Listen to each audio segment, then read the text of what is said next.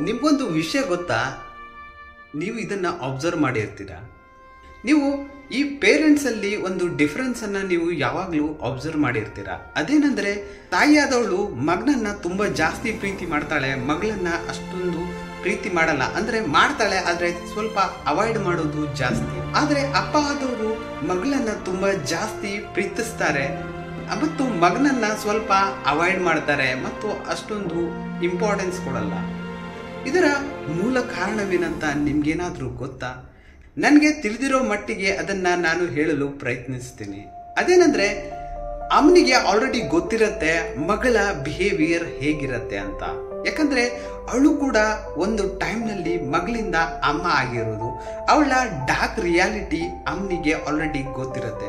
ಅದೇ ರೀತಿ ಅಪ್ಪನಿಗೂ ಕೂಡ ಗೊತ್ತಿರುತ್ತೆ ಮಗನ ಹಣೆ ಬರ ಏನು ಅಂತ. ಅದಕ್ಕೋಸ್ಕರ ಅಪ್ಪನಿಗೆ ಮಗಳನ್ನ ಪೂರ್ತಿಯಾಗಿ ಎಂದು ಎಕ್ಸ್ಪ್ಲೋರ್ ಮಾಡ್ಲಿಕ್ಕೆ ಆಗಲ್ಲ, ಹೇಗೆ ಹೆಂಡತಿಯನ್ನ ಅವರು ಎಕ್ಸ್ಪ್ಲೋರ್ ಮಾಡಲಿಕ್ಕೆ ಆಗ್ಲಿಲ್ವೋ ಅದೇ ರೀತಿ ಅಮ್ಮನಿಗೆ ಗಂಡನನ್ನ ಎಕ್ಸ್ಪ್ಲೋರ್ ಮಾಡಲಿಕ್ಕೆ ಹೇಗೆ ಆಗ್ಲಿಲ್ವೋ ಅದೇ ರೀತಿ ತನ್ನ ಮಗನನ್ನು ಕೂಡ ಎಕ್ಸ್ಪ್ಲೋರ್ ಮಾಡಲು ಟ್ರೈ ಮಾಡ್ತಾಳೆ.